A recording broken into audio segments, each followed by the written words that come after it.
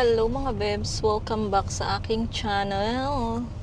Yung ating previous vlog na confined si Eram. Ngayon ay ganun din yung araw na to. So nagdalawang vlog tayo. Galing kami ng kanina.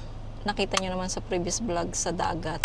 Tapos sa bahay nagpahinga. Ako naman naligo. Si Mr. natulog. So ngayong gabi 6 PM na mga bebs, punta natin ulit si Eram kasi tawag nito, pwede naman siyang dalawin mga bebs araw-araw. Ayan, so puntahan natin siya ngayong gabi, tas iinom pa siya ng gamot mga bebs. Kahit na okay lang pala kahit walang kain, tas iinom ng gamot, no. Mahal ken siya na be an mo gusto yak mo go yak ken siya na be ana pa. 그 약이래. 그걸 치료한 약이기 때문에 약 먹어도 되는 거지. Ayan mga bebs. So, puntahan muna natin si Yeram. Tapos, pagtas natin, kasi meron pa siyang pinadala mga bebs, itong keyboard, at saka yung stand, tapos yung headset pa daw na yung ginagamit ko tuwing gabi. So, ayun, para pag nag-game siya, hindi maingay sa kwarto. Dalawa lang naman sila. Ewan ko kung dalawa pa rin sila doon or baka merong bagong na-admit, ganyan. So, tignan natin mga bebs. Pagkatapos nito, punta tayo ng store mga bebs. Tapos bukas ng umaga, bago kami pumunta ng church or pagkatapos ng church, puntahan natin siya ulit mga bebs. Ayan, sila ate ko bukas, matutuloy daw sila. Kaya baka bukas, makadalaw din sila sa hospital. Ayan mga bebs. So, papasok na tayo ng hospital. Ayun mga bebs, yung hospital. So, papasok na tayo. Ayan. Dito malaki yung parking lot, kaya walang problema. Makakapag-park ka talaga dito kasi ang laki-laki niya. So, ayan yung hospital mga bebs. So, ayan, update ko kayo sa taas pag nandun na tayo sa room nila ni Yetram. Dito na kami mga bebs sa room ni Yeram. Fasting siya mga bebs, kaya wala pa siyang kain. Pego pa, ay hindi pala no. Oy, yak! Yak mo ko dyan. 약 먹어야지. So, painumin namin siya ng gamot mga bebs. Dito. Painumin natin ng gamot si Yeram.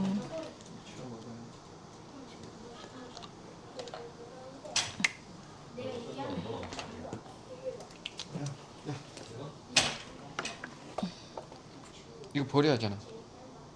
저기 화장실. 아까 먹었던 거야? 응. 한 번 딱 쓰고 버려. 물 먹을 때 한 번 딱 쓰고 버리라. 무조건.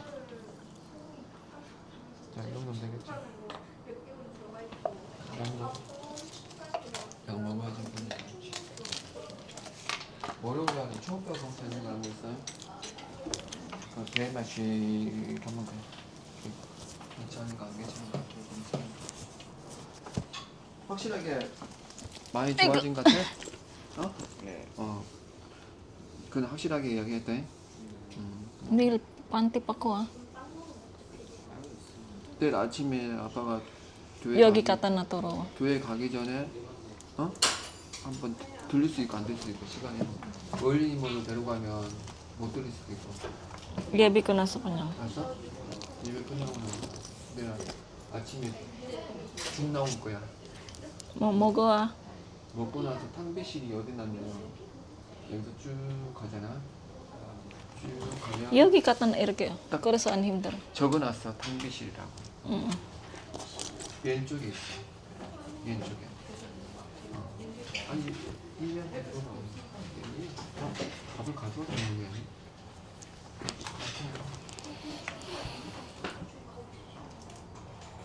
컨디션 어때? 좋아? 몇 시간 전부터 이거 보다가 좋아졌습니다.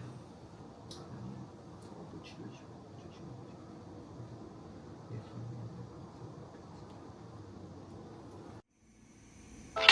2,000 years later. So, ayan mga babes, pagka, inilamos ko muna yung mukha ni Yeram, tas pinatutbrush ko muna siya bago kami umuwi mga babes. At ngayon nandito na kami sa baba. So, iniwan na namin siya. Malungkot siya mga babes kasi siya lang mag-isa. Dalawa sila actually sa room, pero syempre, wala naman siyang kausap. So, sad siya mga babes. Kahit ako nalulungkot kasi nandito lang siya mag-isa mga babes. So, wala tayong magagawa. Pwede naman ako magbantay, kaya lang. Ang iniisip ko kasi si Yechan, mga babes. Siyempre, meron din akong isang anak sa bahay. Kung wala ako, anong kakainin niya? Kaya ang ginawa namin mga babes, at sa Monday, kasi nandyan si ate ko. Kasi aayusin yung hair ko. So, Tuesday, nag-request kami ng lunch dito sa hospital, 2 katao. So, kami ni Yechan. So, bago mag-lunch ng Tuesday, hanggang sa mga babes, hanggang sa paglabas ni Yeram sa hospital. Ayun, mag-start ng Tuesday, dito kami magla-lunch. Para malibre na rin. Hindi, may bayad yun mga babes. May bayad pa rin yun. So, dito kami kakain. At saka babantayan namin siya hanggang alas 4. Dito kami magtatambay. Tapos mga 4 noon ng hapon, uwi na kami ng bahay. Ganon yung gagawin namin mga babes. Habang siya ay naka-confine hanggang ay mag-start ng Tuesday. So, ayun.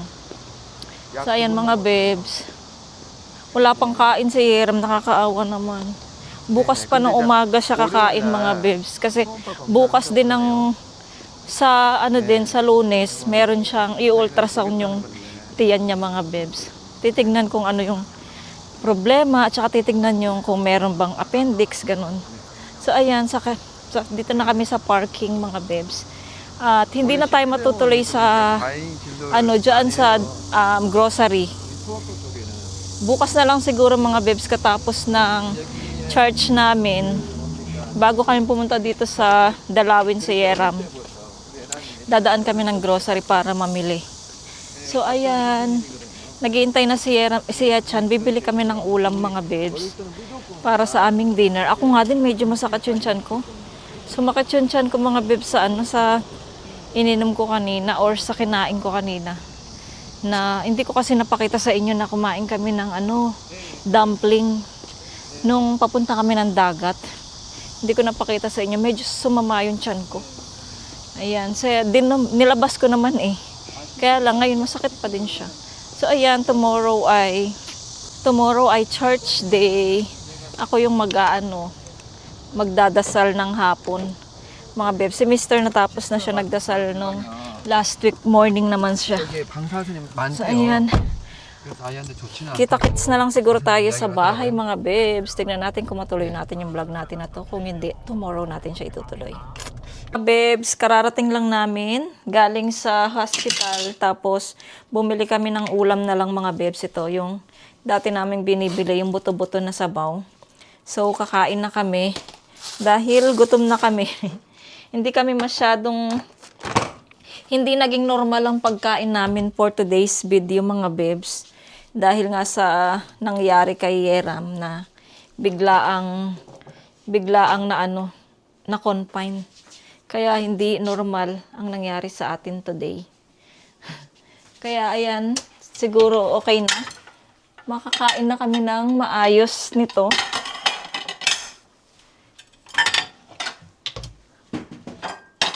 Saan ka man anak? Lagyan ko ng bap yan. Bap ka pa na. Si Mr. nagpark siya ng sasakyan kasi nga umuulan. So pinasok niya sa loob yung sasakyan para hindi siya mababad. Ha? Hindi siya mababad sa mga bebs sa ulan yung ating sasakyan. Kaya pinasok ni Mr. doon. Kaya nauna na akong pumanik para makapag-ready na tayo ng aming dinner. So, ayan. Favorite pa naman to ni Yeram, itong ulam namin for today. For tonight. Favorite niya to Nakakaawa lang kasi wala pa siyang kain mga babes. Pasensya na kayo kung paulit-ulit yung sinasabi ko.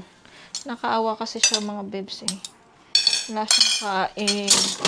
Pero bukas makakain na rin siya mga bebs. Kaya ako nga din gutom na rin eh. Masakit yung tiyan ko. Baka tapos na yung aking mga bebs.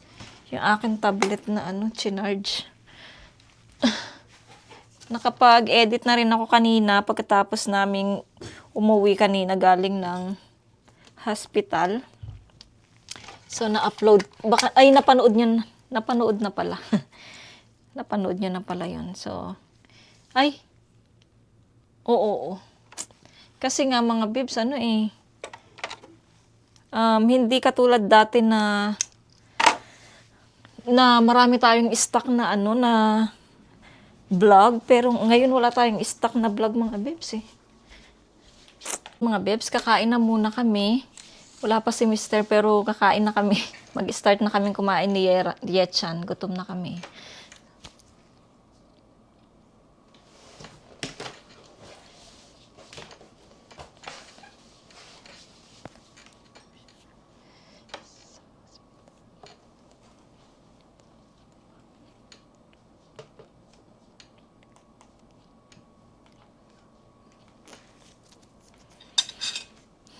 Kain na po.